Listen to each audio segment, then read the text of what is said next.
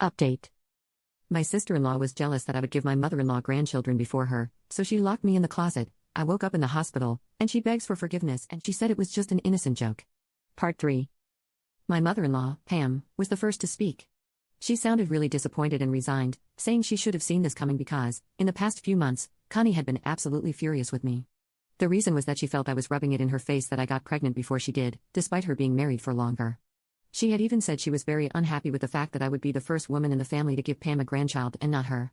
However, Pam thought these rants against me were just harmless and petty, so she never mentioned them to us.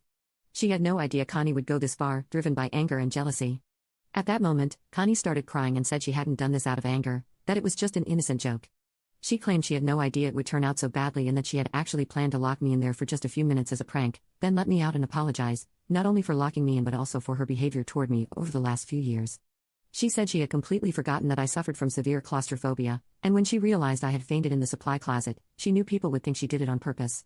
That's why she decided to lie about the previous night, as she was afraid of the consequences. But now, she didn't want anyone in the family to misunderstand what she had done and insisted it was just a joke and that she had no intention of hurting me. Unfortunately for her, no one really believed her because, well, it wasn't very believable. I was furious that she had put me through so much just because she was upset that she couldn't get pregnant, as if it was my fault. I hadn't even been rubbing it in her face. These are very common events that pregnant women organize, and they aren't meant to flaunt pregnancy in anyone's face. If that's how she felt, it was her own insecurity showing. Besides, what she had said about me being the first woman to give Pam a grandchild was simply disgusting, as this wasn't a competition or a race.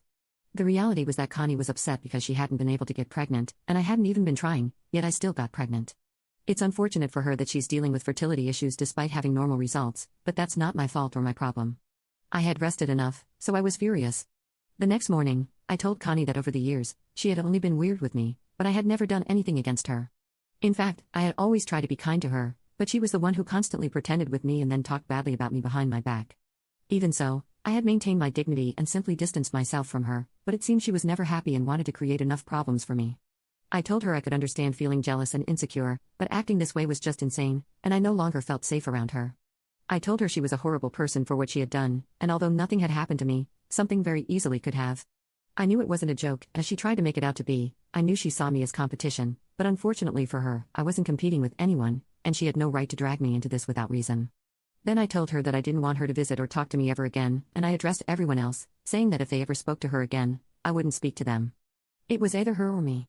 That's when Connie started protesting, saying I had no right to do that, especially when it had just been a joke. I could see that both she and her husband were really worried, but I had already said everything I had to say, and they could keep shouting, but it didn't matter because I knew the rest of the family would eventually be on my side.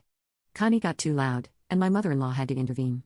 She told Connie to shut up because this was just a consequence of her own actions, and she had lost the right to protest against it. Then she said something that surprised us all. She supported me and said I was right. It wouldn't be possible to see Connie in the same way because what had happened was simply madness, and no one was going to believe her version that it was just a joke. She then continued by saying she was going to cut Connie out of her life for now, and maybe in the future, they could reconcile, but at this moment, she didn't want anything to do with her. That also meant she was no longer going to pay for the IVF treatments, so Connie and her husband would have to find another way to sort it out. My father-in-law, who is generally quiet and lets Pam speak for him, also agreed with this. I'm not exaggerating, Connie and her husband literally exploded at that moment. They started shouting at Connie's parents, saying they couldn't do this because everyone knew they were really desperate to start a family and couldn't afford the IVF treatments on their own. Along with everything that was happening, Connie's parents had been their only hope. To give a bit of context, my in-laws are financially well off, but Connie's husband's parents aren't exactly on the same level, so they couldn't turn to them for help. Connie and her husband had just started a new business and hadn't yet managed to break even, which probably explains why they depended on Connie's parents for the money for the treatments. We didn't know that before it was mentioned, and it was a big deal that they pulled back because Connie had been quite desperate to have a baby. When Connie and her husband started screaming hysterically, Pam stood her ground and said that given Connie's current mental state and behavior, she thought it was better for her not to have a baby at this moment. I couldn't agree more. No one said anything, and Connie just broke down and fell to the floor, crying. It was quite pathetic to see her like that, but I wasn't going to retract my word. She continued sobbing on the floor for about 5 minutes, and no one said anything during that time. Then she got up, and I thought she was going to talk to her mother, but she came directly to me and started begging for forgiveness. I mean, she was really pleading, on her knees and everything. She said she was genuinely sorry for what she had done but knew that I could fix this by talking to Pam. I just had to do it. Pam tried to be gentle with her and told her that her decision was already made, and not even I could change it, but Connie wasn't willing to listen. She was simply hysterical, and I don't think she was in her right mind at that moment. It was a bit awkward, so I didn't even know what to say. I really felt sorry for her, but there was nothing I could do.